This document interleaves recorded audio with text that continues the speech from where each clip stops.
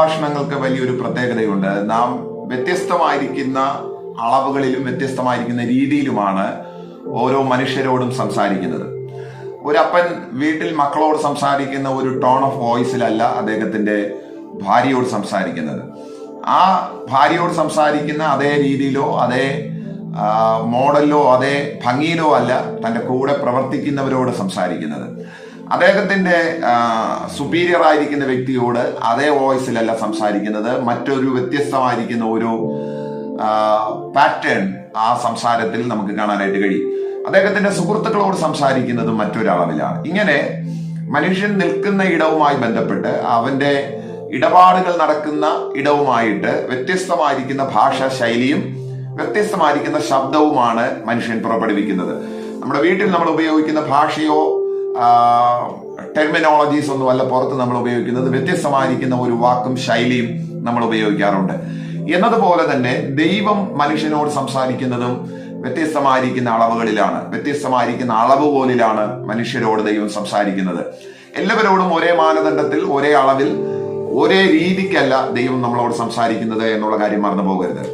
കഴിഞ്ഞ വീഡിയോയിൽ നമ്മൾ സംസാരിച്ചത് എങ്ങനെയാണ് നമുക്ക് ദൈവശബ്ദം കേൾക്കാൻ കഴിയുന്നത് എന്നുള്ളതാണ്. ഇന്ന് നാം സംസാരിക്കുന്നത് ദൈവശബ്ദത്തിന്റെ വ്യത്യസ്തമായിരിക്കുന്ന അനുഭവങ്ങൾ, ദൈവശബ്ദത്തിന് വ്യത്യസ്തമായിരിക്കുന്ന ഇടങ്ങൾ, ദൈവശബ്ദം എങ്ങനെയാണ് വ്യത്യസ്ത രീതികളിൽ മുഴങ്ങിക്കേൾക്കുന്നത്, അതാണ് ഇന്ന് നമ്മൾ സംസാരിക്കാനായിട്ട് പോകുന്നത്. എന്റെ ഹോളി സ്പിരിറ്റിന്റെ മറ്റൊരു മനോഹരമായ വീഡിയോയിലേക്ക് നിങ്ങൾക്ക് എല്ലാവർക്കും ഹൃദയപൂർവ്വം സ്വാഗതം. ഉൽപ്പത്തി പുസ്തകം 3-ാമത്തെ അധ്യായം 8-ാമത്തെ വാക്യത്തിലാണ് ദൈവം മനുഷ്യനോട് സംസാരിക്കുന്ന ആദ്യത്തെ വർത്തമാനം നമുക്ക് കാണാനായിട്ട് കഴിയുന്നത്, അഥവാ കേൾക്കാനായിട്ട് കഴിയുന്നത്. ഇവിടെ ദൈവം നടക്കുന്ന ഒച്ച കേട്ടിട്ട് മനുഷ്യൻ പോയി ഒളിച്ചിരിക്കുകയാണ്. കാര്യം അവൻ പാപം ചെയ്തിരിക്കുന്നു എന്ന് മനസ്സിലാക്കി ദൈവത്തിന്റെ കൺവട്ടത്തിൽ പെടാതിരിക്കേണ്ടതിന്, ദൈവത്തിന്റെ കണ്ണിൽ വന്ന് പ്രത്യക്ഷപ്പെടാതിരിക്കേണ്ടതിന് മനുഷ്യൻ ഒളിച്ചിരിക്കുകയാണ്. മനുഷ്യനെ കാണാതെ വന്നപ്പോഴത്തേക്കും ദൈവം ഉറക്കെ ചോദിക്കുകയാണ്, ആദാമേ നീ എവിടെയാണ്? ആ ഒച്ച അതിഗംഭീരമായിരുന്ന ഒരു ഒച്ചയായിരുന്നു. ഏറ്റവും ശക്തമായിരിക്കുന്ന ഒരു പദമായിട്ടാണ് വേദപുസ്തകത്തിൽ ഈ പദത്തെ ദൈവശാസ്ത്ര ചിന്തകന്മാർ വിശേഷിപ്പിക്കുന്നത്. ആദാമേ നീ എവിടെയാണ്? ദൈവം വളരെ ഉത്സാഹത്തോടുകൂടെ താല്പര്യത്തോടുകൂടെ ഏതൊരു മനുഷ്യനോടും അന്വേഷിക്കാൻ താല്പര്യപ്പെടുന്ന, അല്ലെങ്കിൽ ഏത് മനുഷ്യനോടും ചോദിക്കാൻ താല്പര്യപ്പെടുന്ന ഏറ്റവും വലിയൊരു ചോദ്യമാണ് ആദാമേ നീ എവിടെ എന്നുള്ള ചോദ്യം.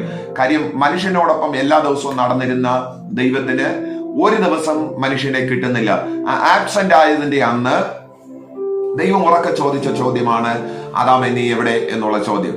ഈ ചോദ്യത്തിന്റെ മുമ്പിൽ മനുഷ്യൻ വിറയ്ക്കുന്നതായിട്ടാണ് നമുക്ക് കാണാനായിട്ട് കഴിയുന്നത്. എവിടെയോ ഒളിച്ചിരുന്നു കൊണ്ട് മനുഷ്യൻ മറുപടി പറയുകയാണ്, ഞങ്ങൾ നഗ്നരാണെന്ന് മനസ്സിലാക്കിയിട്ട് നിന്റെ അടുക്കൽ വരാൻ ഞങ്ങൾക്ക് ഭയമായിരിക്കുന്നത് കൊണ്ട് ഞങ്ങൾ ഒളിച്ചിരിക്കുകയാണ്. ആ ചോദ്യത്തിൽ അഥവാ അവിടെ മുഴങ്ങുന്ന ദൈവശബ്ദത്തിന് ഒരു പ്രത്യേകതയുള്ളത്, പാപം ചെയ്തിരിക്കുന്ന വ്യക്തിയെ സംബന്ധിച്ചിടത്തോളം ദൈവശബ്ദം അവന് ഭയം ജനിപ്പിക്കുന്ന ഒന്നാണ്.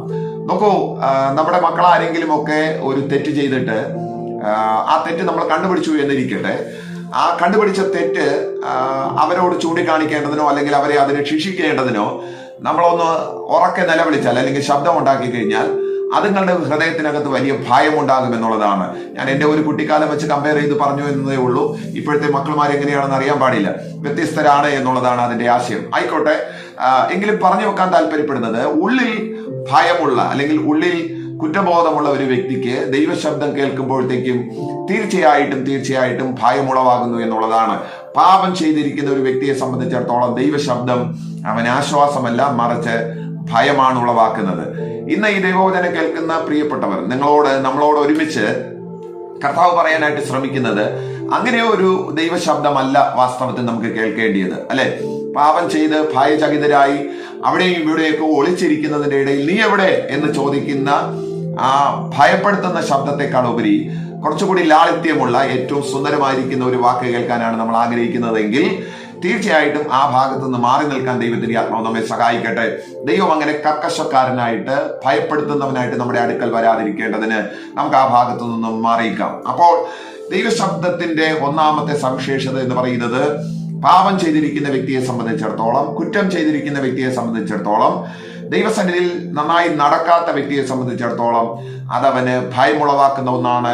അങ്ങനെയാണെങ്കിൽ ദൈവശബ്ദത്തിന്റെ ഒന്നാമത്തെ പ്രത്യേകത എന്ന് പറയുന്നത്, പാപികളെ സംബന്ധിച്ച് അത് ഭയം ജനിപ്പിക്കുന്ന ഒന്നാകുന്നു. യോഹന്നാൻ സുവിശേഷം 1-ാമത്തെ അധ്യായം 22-23 വാക്യങ്ങളിൽ ദൈവം അയച്ചിട്ട് ഒരു മനുഷ്യൻ വരുന്നതും അവൻ മരുഭൂമിയിൽ ദൈവത്തിന്റെ ശബ്ദം ഉറക്കെ വിളിച്ചു പറയുന്നത് നമുക്ക് കാണാനായിട്ട് കഴിയും. അവന്റെ പേര് യോഹന്നാൻ എന്നാണ്. യോഹന്നാന്റെ അടുക്കൽ ഒരുപാട് ആൾക്കാർ വന്നിട്ട് ചോദിക്കുകയാണ്, നീ ആരാണ്? നീ ആരാണെന്നാണ് ഞങ്ങളെ അയച്ചവരോട് പറയേണ്ടതിന്. നിന്റെ ഐഡന്റിറ്റി എന്താണ്? നീ ആരാണ്? നിന്റെ വ്യക്തിത്വം എന്താണ്? നീ എന്ത് ഉദ്ദേശത്തിനാണ് ഇവിടെ വന്നത് എന്ന് ആ മനുഷ്യനോട് ചോദിക്കുമ്പോഴത്തേക്കും ആ മനുഷ്യൻ പറയുന്ന വാക്ക് വളരെ രസകരമാണ്. മരുഭൂമിയിൽ വിളിച്ചു പറയുന്നവന്റെ വാക്കാണിത്. എന്ന് വെച്ചാൽ ഞാൻ എന്നത് ഒരു ശബ്ദത്തിന്റെ പ്രതിനിധിയാണ് എന്നാണ് യോഹന്നാൻ അവിടെ പറയാനായിട്ട് ശ്രമിക്കുന്നത്. എനിക്ക് എന്റേതായിരിക്കുന്ന ഒരു ഐഡന്റിറ്റി ഇല്ല, മറിച്ച് അതിനേക്കാൾ അപ്പുറത്ത് എന്റെ ഐഡന്റിറ്റി എന്ന് പറയുന്നത് എന്നെ അയച്ചവന്റെ ശബ്ദമാണ് ഞാൻ മുഴക്കുന്നത്, അഥവാ ഞാൻ പറയാൻ ശ്രമിക്കുന്നതും പറയുന്നതും എന്നെ അയച്ചവന്റെ ശബ്ദമാണ്. ആ ശബ്ദത്തിന്റെ പ്രത്യേകത എന്ന് പറയുന്നത് മാനസാന്തരപ്പെടുക എന്നുള്ള ശബ്ദമാണ്. ദൈവശബ്ദത്തിന്റെ രണ്ടാമത്തെ സവിശേഷത എന്ന് പറയുന്നത് റിപ്പന്റ് എന്നുള്ളതാണ്. ഇന്ന് നമ്മളായിരിക്കുന്ന ഇടത്ത് നിന്ന്, ഇന്ന് നമ്മളായിരിക്കുന്ന ആ പാപത്തിന്റെ ചുമലുകളിൽ നിന്ന് മാറി നടക്കുക എന്നുള്ളതാണ് ദൈവശബ്ദം മുഴങ്ങുന്നതിന്റെ രണ്ടാമത്തെ ഉദ്ദേശം എന്ന് പറയുന്നത്. അഥവാ ദൈവശബ്ദത്തിന്റെ രണ്ടാമത്തെ സവിശേഷത മാനസാന്തരപ്പെടുക എന്നുള്ളതാണ്. നമ്മൾ ഇന്ന് കടന്നുപോയിക്കൊണ്ടിരിക്കുന്ന വഴികളിൽ നിന്ന് 180 ഡിഗ്രി തിരിയുക എന്നുള്ളതാണ്. ഇന്ന് ശരിയാവണ്ണമല്ല നമ്മൾ ജീവിക്കുന്നതെന്ന് തോന്നിക്കഴിഞ്ഞു കഴിഞ്ഞാൽ, പാപത്തോടൊപ്പം ചേർന്നാണ് നമ്മൾ നടക്കുന്നതെന്ന് തോന്നിക്കഴിഞ്ഞാൽ, ദൈവത്തിന് വിരോധമായിട്ടാണ് നമ്മൾ സഞ്ചരിക്കുന്നത് എന്ന് തോന്നിക്കഴിഞ്ഞാൽ, ഈ ദുഷ്ടലോകത്തിന് അഭിമുഖമായി അല്ലെങ്കിൽ ആ ദുഷ്ടലോകത്തോടൊപ്പം ചേർന്നാണ് നമ്മൾ ജീവിക്കുന്നതെന്ന് തോന്നിക്കഴിഞ്ഞാൽ, ദൈവശബ്ദം രണ്ടാമതായിട്ട് മുഴങ്ങുന്നത് മാനസാന്തരത്തിന് വേണ്ടിയിട്ടാണ്, അഥവാ മടങ്ങിവരവിന് വേണ്ടിയിട്ടാണ്. മരുഭൂമിയിൽ വിളിച്ചു പറയുന്നവന്റെ വാക്കാവിത്, അഥവാ മരുഭൂമിയിൽ വിളിച്ചു പറയുന്നവന്റെ ശബ്ദമാണ് ഞാൻ എന്ന് യോഹന്നാൻ പറയുന്നതിന്റെ പിന്നിലെ രഹസ്യം എന്ന് പറയുന്നത് അത് മാനസാന്തരത്തിന്റെ ശബ്ദമാണ്. പുതിയ നിയമത്തിൽ ഉടനീളം മാനസാന്തരം എന്ന പദം നമുക്ക് വേദപുസ്തകത്തിൽ കാണാനായിട്ട് കഴിയും. സഭയ്ക്ക് മാനസാന്തരമുണ്ട്, വ്യക്തികൾക്ക് മാനസാന്തരമുണ്ട്, സമൂഹത്തിന് മാനസാന്തരമുണ്ട്. ഒരു വ്യക്തി എന്ന നിലയിൽ നാം മാനസാന്തരപ്പെട്ടിരിക്കണം എന്നുള്ളതാണ്. സമൂഹം എന്നുള്ള നിലയിൽ നാം സമൂഹം മുഴുവനും മാനസാന്തരപ്പെട്ടിരിക്കണം എന്നുള്ളതാണ്. സഭ എന്ന നിലയിൽ സഭ മുഴുവനും മാനസാന്തരപ്പെട്ടിരിക്കണം എന്നുള്ളതാണ്. മാനസാന്തരം വളരെ പ്രധാനപ്പെട്ട ഒരു ദൈവശബ്ദമാണ്. ആ ദൈവശബ്ദം എന്ന് പറയുന്നത് മടങ്ങിവരവിന് വേണ്ടിയിട്ടാണ്. അപ്പോൾ ദൈവശബ്ദത്തിന്റെ രണ്ടാമത്തെ സവിശേഷത എന്ന് പറയുന്നത് അത് മാനസാന്തരത്തിന്റെ ശബ്ദമാണ്. യോഹന്നാൻ സുവിശേഷം 11-ാമത്തെ അധ്യായം അതിന്റെ 43-ാമത്തെ വാക്യം, യേശു അവിടെ ഒരു ശബ്ദം പുറപ്പെടുവിക്കുകയാണ്. ആ ശബ്ദം ഇങ്ങനെയാണ്, ലാസറേ പുറത്തു വരിക എന്നുള്ള ശബ്ദമാണ്. എന്താ ഈ ശബ്ദത്തിന്റെ പ്രത്യേകത? ഇത് തകർന്നു പോയവനും പ്രതീക്ഷ അറ്റുപോയവനും ഇനി മുന്നോട്ട് പോകാൻ സാധ്യതകളോ വഴികളോ ഇല്ലാത്തവന് ആശ്വാസത്തിന്റെ ശബ്ദമാണ് ഈ ശബ്ദം എന്ന് പറയുന്നത്. നമ്മുടെ ജീവിതത്തിൽ നമ്മൾ എവിടെയെങ്കിലും തീരെ മുടിഞ്ഞു പോയിരിക്കുന്നു, ഇനി ഒരു സാധ്യത നമുക്കില്ല എന്നാണ് ആരാനും പറയുന്നതെങ്കിൽ, ഇന്ന് വളരെ സ്നേഹത്തോടുകൂടെ ഈ ദൈവവചനത്തെ മുന്നിൽ നിർത്തിക്കൊണ്ട് വളരെ ആത്മാർത്ഥതയോടുകൂടെ ഞാൻ പറയാൻ പറയുന്നു, മാനസാന്തരപ്പെടുക എന്നുള്ള ശബ്ദം മാത്രമല്ല, നമ്മളെ ആശ്വസിപ്പിക്കുന്ന ഒരു ശബ്ദം കൂടിയാണ് ദൈവത്തിന്റെ ശബ്ദം എന്നുള്ള കാര്യം മറന്നു പോകരുത്. ഇവിടെ മരിച്ച് 4 ദിവസമായി കഴിഞ്ഞ ലാസറിന്റെ കല്ലറയുടെ വാതിൽക്കൽ നിന്നുകൊണ്ട് യേശു ഉറക്കെ വിളിക്കുന്ന ഒരു ശബ്ദമാണ് നമുക്ക് ഇവിടെ കേൾക്കാനായിട്ട് കഴിയുന്നത്. യോഹന്നാൻ സുവിശേഷം 11-ാമത്തെ അധ്യായത്തിൽ അവിടെ ഒരു കുടുംബത്തിന്റെ മുഴുവൻ പ്രതീക്ഷയും അസ്തമിച്ചിരിക്കുകയാണ്. ഇനി സാധ്യതയില്ലാത്ത ഇടത്ത് നിന്നുകൊണ്ട് യേശു ഒരു ശബ്ദം പുറപ്പെടുവിക്കുകയാണ്, ലാസറെ പുറത്തു വരിക. ഇന്ന് ഈ ദൈവവചനം കേൾക്കുന്ന ചിലർക്ക് വേണ്ടിയിട്ട് ദൈവം അങ്ങനെ ഒരു ശബ്ദം പുറപ്പെടുവിക്കട്ടെ എന്ന് ഞാൻ ദൈവസന്നിധിയിൽ പ്രാർത്ഥിക്കുകയാണ്. ചില തകർന്ന ജീവിതങ്ങൾക്ക്, മുറിവേറ്റ ജീവിതങ്ങൾക്ക്, ഇനി ഒരു സാധ്യതയില്ലെന്ന് പറയുന്നവരുടെ നടുവിൽ, ഇനി ഒരു പ്രതീക്ഷയ്ക്കും വകയില്ലെന്ന് പറയുന്നവരുടെ നടുവിൽ ഒരു ദൈവശബ്ദം ഇന്ന് കേൾക്കാൻ വേണ്ടിയിട്ട് താല്പര്യപ്പെടുന്നവർക്കായിട്ട് ഞാൻ ദൈവത്തിന് സ്തോത്രം ചെയ്യുകയാണ്. രോഗിയാണോ, ദൈവം നിങ്ങളെ സൗഖ്യമാക്കുന്നതിന് വേണ്ടിയിട്ട് ഒരു ദൈവിക ശബ്ദം ഇന്ന് പുറപ്പെടുവിക്കട്ടെ. നിങ്ങളുടെ ജീവിതത്തിനകത്ത് വലിയ തകർച്ചകളിലൂടെ കടന്നു പോവുകയാണോ, ആ തകർച്ചകളിൽ നിന്ന് വിടുവിക്കപ്പെടേണ്ടതിന് ഇന്ന് ദൈവം നിങ്ങൾക്ക് വേണ്ടിയിട്ട് ഒരു ദൈവശബ്ദം പുറപ്പെടുവിക്കട്ടെ. ഏതെങ്കിലുമൊക്കെ പ്രതികൂലങ്ങളുടെ നടുവിൽ, കുടുംബ തകർച്ചകളുടെ നടുവിൽ, മാനസിക ദുഃഖങ്ങളുടെ നടുവിൽ, വലിയ പിരിമുറുക്കങ്ങളുടെ നടുവിൽ, ഇനി നാളെ എന്ത് എന്നുള്ള ചോദ്യത്തിന്റെ മുൻപിലാണ് ഇന്ന് ഈ ദൈവവചനം കേൾക്കുന്ന ആരെങ്കിലും നിൽക്കുന്നതുണ്ടെങ്കിൽ വളരെ സ്നേഹത്തോടുകൂടെ ഞാൻ നിങ്ങൾക്ക് വേണ്ടിയിട്ട് വളരെ താല്പര്യത്തോടുകൂടെ പ്രാർത്ഥിക്കുന്നു. നിങ്ങൾക്ക് വേണ്ടിയിട്ട് ഒരു ദൈവശബ്ദം മുഴങ്ങട്ടെ. അത് ഭയപ്പെടുത്തുന്നതല്ല, മാനസാന്തരത്തിലേക്ക് നയിക്കുന്നത് മാത്രമല്ല, നമ്മെ ആശ്വസിപ്പിക്കുന്ന ഒരു ദൈവശബ്ദം ഇന്ന് മുഴങ്ങുവാൻ ദൈവകരങ്ങളിൽ ഏൽപ്പിക്കുന്നവർക്കായിട്ട് ദൈവത്തിന് സ്തോത്രം ചെയ്യുകയാണ്. യേശുവിന്റെ കല്ലറയ്ക്കൽ യേശുവിന്റെ ശരീരം കാണാതെ വന്നപ്പോഴത്തേക്കും പലരും അവിടെ വിട്ട് കടന്നുപോയി. എന്നാൽ മറിയ എന്ന് പറയുന്ന ഒരു സാധുവായ സ്ത്രീ ആ കല്ലറയുടെ വാതിൽക്കൽ, ആ തോട്ടത്തിൽ തനിച്ചു നിൽക്കുന്നത് നമുക്ക് കാണാനായിട്ട് കഴിയുകയാണ്. ചില നിമിഷങ്ങൾ കൂടി കഴിയുമ്പോൾ യേശു ആ കല്ലറയ്ക്കൽ പ്രത്യക്ഷപ്പെടുന്നതാണ് നമുക്ക് കാണാനായിട്ട് കഴിയുന്നത്. ആ തോട്ടത്തിന്റെ മുമ്പിൽ വരുന്നതാണ് നമുക്ക് കാണാനായിട്ട് കഴിയുന്നത്. യേശു അവളെ മറിയേ എന്ന് വിളിക്കുന്നതോടുകൂടെ അവിടെ സകല ഭയങ്ങളും മാറിപ്പോകുകയാണ്. നോക്കൂ, ആ തോട്ടത്തിൽ ഒരു കൊച്ചു ശബ്ദം മുഴങ്ങുകയാണ്. അവിടെ പേര് വിളിച്ചുകൊണ്ട് ഒരു ശബ്ദം മുഴങ്ങുകയാണ്. ആ ശബ്ദത്തിന്റെ നടുവിൽ അവരുടെ സകല ഭയവും ആശങ്കയും കണ്ണുനീരും വേദനയും ഒക്കെ മാറിപ്പോയി എന്നുള്ളതാണ് ഏറ്റവും സന്തോഷകരമായിരിക്കുന്ന ഒരു കാര്യം. ഇന്ന് ചിലർക്ക് വേണ്ടിയിട്ട് ദൈവം അവരുടെ പേര് വിളിച്ചുകൊണ്ട് ചില ദൈവപ്രവൃത്തികളെ ഒന്ന് അയക്കട്ടെ. വാസ്തവത്തിൽ ദൈവം നിങ്ങൾക്ക് വേണ്ടിയിട്ട് ഒന്നും ചെയ്തില്ലെങ്കിൽ കൂടെയും താഴ്ന്ന ശബ്ദത്തിൽ വളരെ ശാന്തതയോടുകൂടെ നമ്മുടെ പേര് വിളിക്കുന്നത് പോലും നമുക്കൊരു അനുഗ്രഹമാണ്. മറിയയുടെ കാര്യത്തിൽ നമുക്ക് അങ്ങനെയാണ് പഠിക്കാനായിട്ട് കഴിയുന്നത്. അങ്ങനെയാണെന്നുണ്ടെങ്കിൽ അങ്ങനെ ഒരു ദൈവശബ്ദം കേൾക്കാൻ ഇന്ന് പരിശുദ്ധാത്മാവ് നമ്മളെ സഹായിക്കട്ടെ. ദൈവശബ്ദത്തിന്റെ മൂന്നാമത്തെ സവിശേഷത എന്ന് പറയുന്നത് അത് ആശ്വസിപ്പിക്കുന്നതാണ്. തകർന്നവന് ഒരു അത്താണിയാണ്. ജീവിതത്തിൽ ഒന്നുമില്ലാതെ പോയവന്, വേദനയുടെ അങ്ങേയറ്റത്ത് നിൽക്കുന്നവന് കയറി വരാൻ തക്കവണ്ണമുള്ള ഏറ്റവും വലിയൊരു ഊർജമാണ്. അങ്ങനെ ഒരു ദൈവശബ്ദം കേൾക്കാൻ പരിശുദ്ധാത്മാവ് നമ്മെ സഹായിക്കട്ടെ. യോഹന്നാൻ സുവിശേഷം 5-ാമത്തെ അധ്യായം 25-ാമത്തെ വാക്യത്തിൽ മറ്റൊരു പ്രത്യേകത, ദൈവശബ്ദത്തിന്റെ മറ്റൊരു പ്രത്യേകത നമുക്ക് കാണാനായിട്ട് കഴിയും.